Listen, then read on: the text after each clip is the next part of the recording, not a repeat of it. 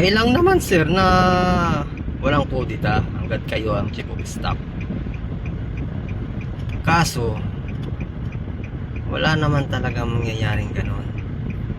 Kahit nandyan na at lantaran, di ba? Dahil meron kang pundo. Ang kapatid mo appointed, o, di ba? At may issue pa diyan sa ano, meron daw kayong natanggap di umano, di ba? Gaano katotoo yun?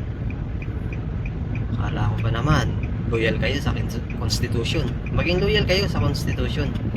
Unahin nyo ang kapakanan ng taong bayan, kasi yun naman yung sinumpa ninyong tungkulin, di ba? Pero meron yata kayong pinoprotektahan eh.